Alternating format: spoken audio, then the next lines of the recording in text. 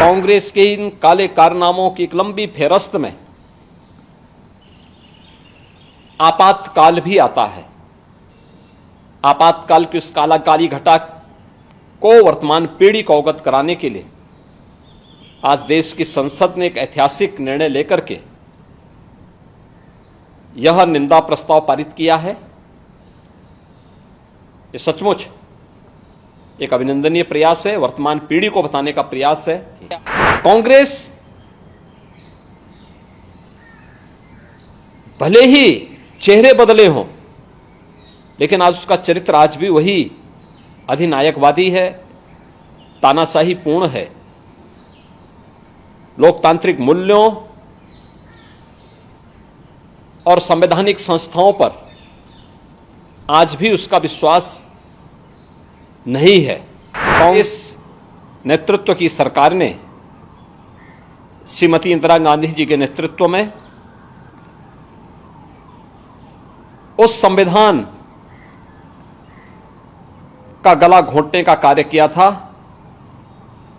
जिस संविधान की शपथ लेकर के वह देश की प्रधानमंत्री बनी थी। आज का दिन एक ऐतिहासिक दिन है।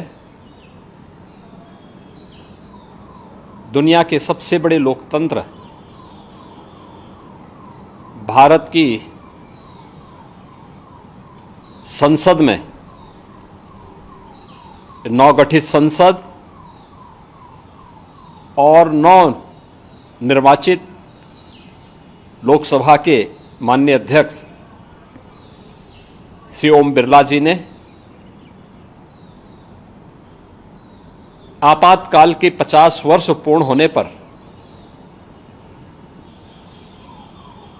आपातकाल के विरोध में एक निंदा प्रस्ताव पारित किया है।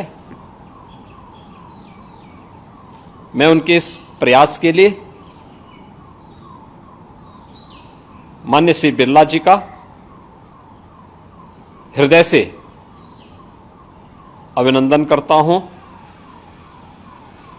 उन्हें अंतःकरण से धन्यवाद देते हुए सभी नवनिर्वाचित माननीय संसद सदस्यों को अपनी हृदय से बधाई भी देता हूं और इस प्रस्ताव के लिए आभार भी व्यक्त करता हूं। हम सब जानते हैं कि 25 जून 1975 मध्य रात्रि में तत्कालीन कांग्रेस नेतृत्व की सरकार ने श्रीमती इंदिरा गांधी जी के नेतृत्व में उस संविधान का गला घोंटने का कार्य किया था जिस संविधान की शपथ लेकर के वह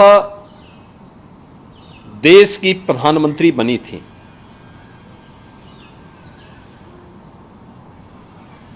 यह न केवल संविधान का गला घोंटने का उनकी कुत्सित प्रयास थे, बल्कि एक प्रकार से लोकतंत्र की हत्या करने का प्रयास था। 50 वर्ष बीतने के उपरांत कांग्रेस के इस काले कारनामों को जनता तक पहुंचाना आवश्यक है। आज भारत की संसद ने वही कार्य किया है, क्योंकि कांग्रेस का वर्तमान नेतृत्व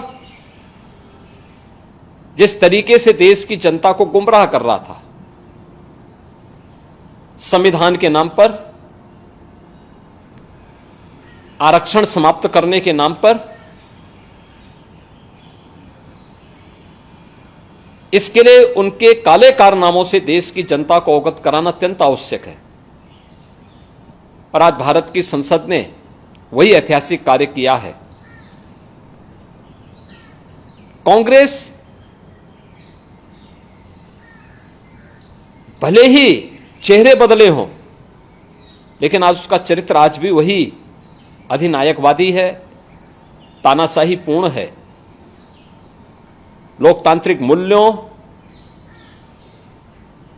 और संवैधानिक संस्थाओं पर आज भी उसका विश्वास नहीं है और इसीलिए भारत की हर संवैधानिक संस्था को कटघरे में खड़ा करना,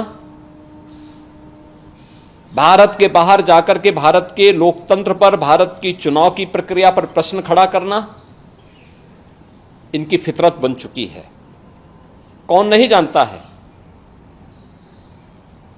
कि कांग्रेस ने संविधान लागू होने से लेकर के 2014 तक 75 बार भारत के संविधान में संशोधन किए। कौन नहीं जानता है कि अनुच्छेद 356 का दुरुपयोग करते हुए 90 बार कांग्रेस ने विभिन्न राज्यों की सरकारों को, लोकतांत्रिक तरीके से चुनी गई सरकारों को बर्खास्त करने का काम किया था।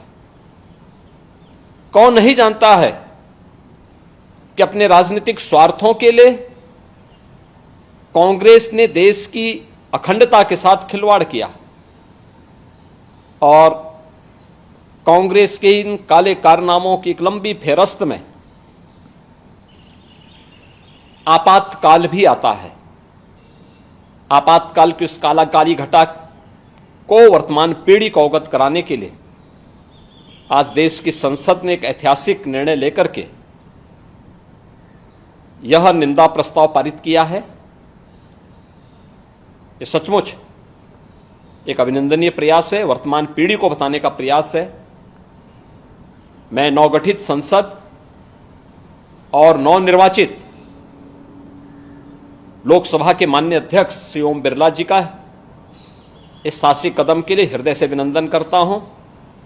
सभी नवनिर्वाचित माननीय संसद सदस्यों को हृदय से बधाई देता हूं और विश्वास व्यक्त करता हूं कि वर्तमान पीढ़ी को हमारी देश की संसद इसी प्रकार से इतिहास के अलग अलग कालखंड में देश के साथ किन लोगों ने किस प्रकार का व्यवहार किया है, इससे अवगत कराने का कार्य अगर भारत की संसद करेगी तो भारत की वर्तमान पीढ़ी न केवल उनके प्रति कृतज्ञ होगी बल्कि उनका मार्गदर्शन प्राप्त करते हुए एक नए भारत के निर्माण में अपना योगदान दे पाएगी।